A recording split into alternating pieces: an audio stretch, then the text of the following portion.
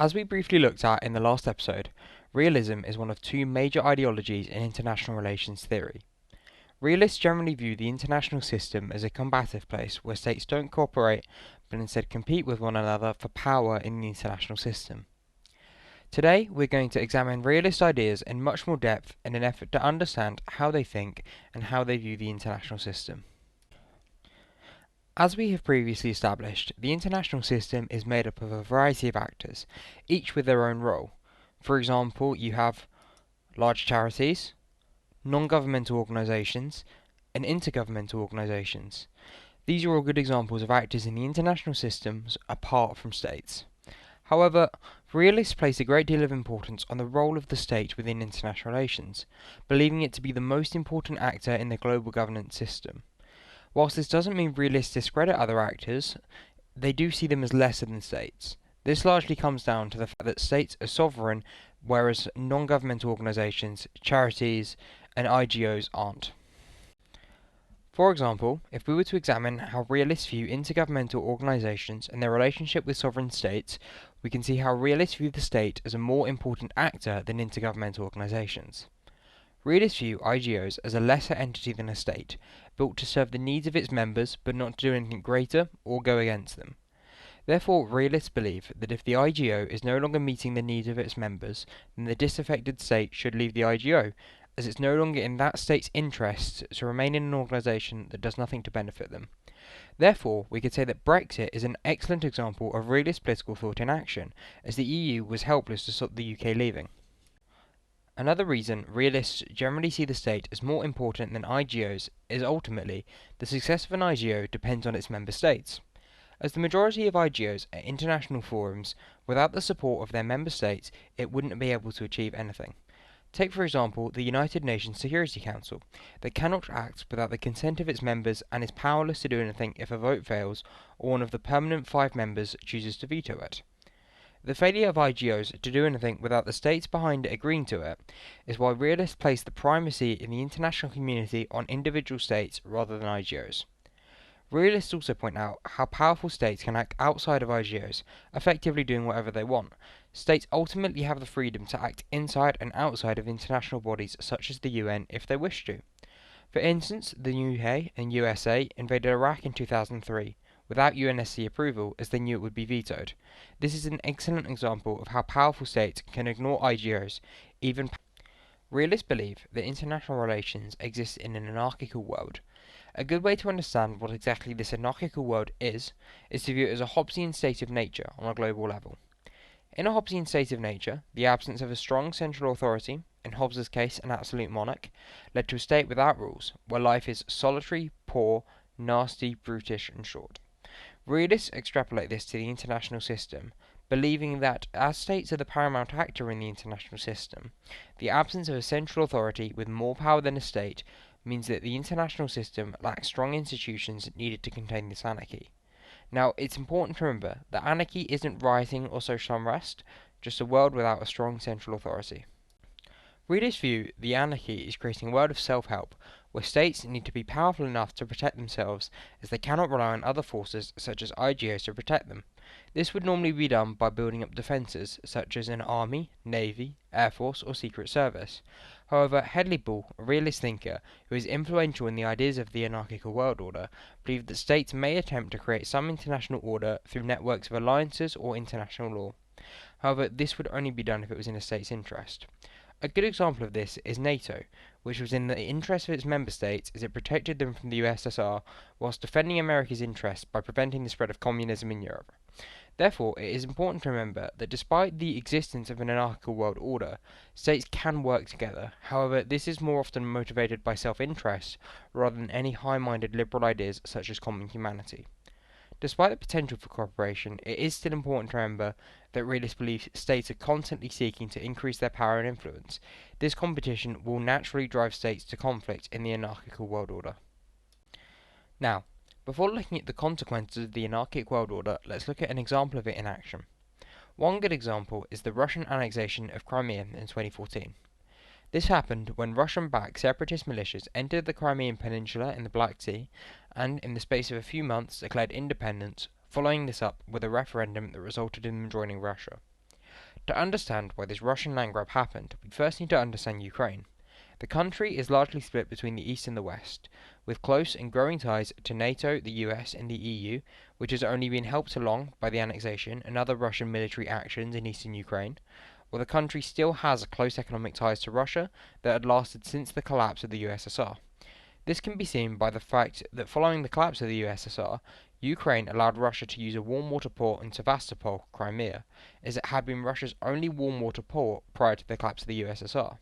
It is likely that growing ties with West influenced Russian action, as the annexation of Crimea came soon after the Euromaidan revolution in Ukraine that resulted in the toppling of a pro-Russian government to be replaced with a pro-European one. Russia decided to back pro-Russian groups in eastern Ukraine and sent in special forces without an insignia to support them. However, these forces and the annexation were unilateral, without the support of the UN. It is important to remember that the UNSC couldn't and didn't condemn the annexation, as Russia could have simply vetoed the problem away, being a permanent member of the Security Council. It is likely that Ukraine's growing ties to the West led Russia to see the annexation as being in their national interest, as many states that were once under Russian influence, such as states in the Baltics or Poland, have aligned themselves to NATO following the collapse of the USSR. This is a great example of realist foreign policy in action, as we can see how a state will act unilaterally and ignore IGOs that they perceive as weak and ineffective in order to achieve their goals through force. International anarchy has a number of effects on the international system. In the eyes of realists, the anarchy leads to IGOs being largely ineffective. This is because in a system driven by state selfishness, states will just leave IGOs when they no longer suit their interests, such as the UK did with Brexit. They also put the failures of international law down to the anarchic world order, as with the exception of a few red lines, such as the use of chemical weapons, the lack of an authority who can enforce these laws leave them often unenforced. Where the UN is supposed to, they rarely do, and especially powerful states can just ignore them. Realists also believe that the anarchical world order leads to international courts being ineffective. For example, the ICC cannot impact any state who hasn't signed the Rome Statute, and even then their powers are limited. You cannot force a sovereign state to act in a way that they don't want to. This system of international anarchy, where no external bodies can control states as they are sovereign, is seen as leading to conflict. Realists believe that conflict is an inevitable and natural part of global politics, as the self-interest that drives nation-states will inevitably lead to conflict with other states. Remember, realists believe that states are naturally driven to increase their own power, which will naturally come at the expense of other states, as realists believe that power is a finite resource in the international system. This mutual desire for power will lead to states competing over it, and, as according to realists there are no authorities with more power or the ability to compel a state, there will be little chance of a greater authority preventing this conflict. For example, the UN and other actors at the Geneva peace talks failed in their attempts to prevent various actors pursuing their self-interest in the Syrian civil war. In this video, we have briefly touched on realist views on power, but we are now going to examine this in more depth. However, firstly, we need to understand the three main types of balance of power that we can see in global politics. This will only be a brief look, so we can examine how realists view the balance of power, but you will look at this later on in more depth when you study the power topic. A unipolar system involves one state acting as the global hegemon, such as the USA following the collapse of the USSR in 1991. A bipolar system, on the other hand, is where two states have similar levels of power. These two states are the most powerful in the world, but neither can really overcome one another. A good example of this would be the Cold War. A multipolar system is the final one. This is where many states have similar levels of power. Realists don't generally have a unified viewpoint on which balance of power is best for the planet. Defensive realists favour a bipolar system, where two states will balance one another out, preventing conflict due to the threat of mutual destruction. We saw this in the Cold War, and there is some evidence to support it as effective. Most conflicts that we saw during this period were smaller scale than in the First or Second World War which came before. For instance, the Vietnam War was a smaller scale conflict that pitted the USA against Russian-backed Vietnamese communists. This was a much less deadly war than either of the two world wars that came before it.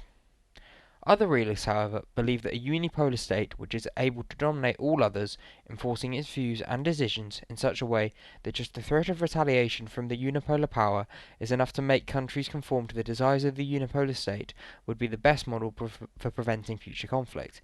For instance, the USA has been the unipolar power in the world since 1991 with the collapse of the USSR, and has thus been able to enforce American ideals such as free trade on the world without having to go to major war. It is important to stress that there is some division in realism. Whilst realists generally all agree on areas such as the superiority of states and the anarchic world order, they do disagree on why states are constantly looking to increase their power.